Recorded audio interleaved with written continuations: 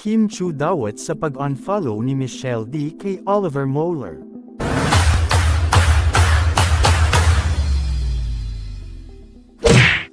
Naging malaking palaisipan para sa mga netizens kung bakit hindi na naka-follow ngayon si Miss Universe Philippines 2023 na si Michelle Marquez D sa pinili niyang especially for you searchy na si Attorney Oliver Moeller na nagmula sa Cebu.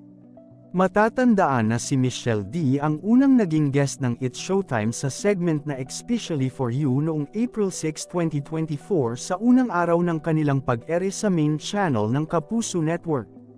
Matapos ang kanilang date, kaagad na napansin ng mga netizens na naka-unfollow na si Michelle D kay Oliver Moeller, habang ang binata naman ay patuloy pa ring naka-follow kay Michelle D.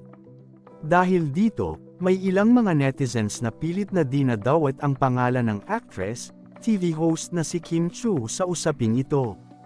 Si Oliver Moeller ang napili ni Michelle D na kanyang maging kadate sa segment ng It's Showtime na Especially for You nitong April 6, 2024.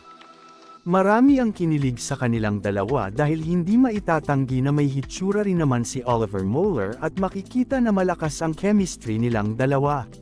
Lalong na-curious ang mga netizens kay Oliver Moeller dahil may pagkakahawig umano ito sa aura ng kilalang crush ng bayan na si Piolo Pascual. Makikita naman na naging matagumpay ang date ni na Michelle D at Oliver Moeller, subalit, nagulat na lamang ang mga netizens nang mapansing hindi naka-follow si Michelle D sa Instagram account ni Oliver.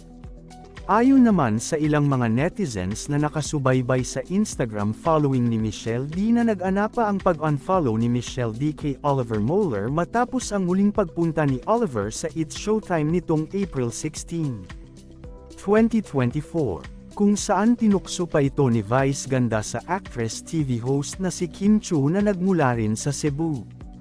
Ayon sa mga netizens na halatado umanong kinikilig si Oliver Moeller sa panunukso sa kanila ni Kim Chu at gayon din umano ang actress.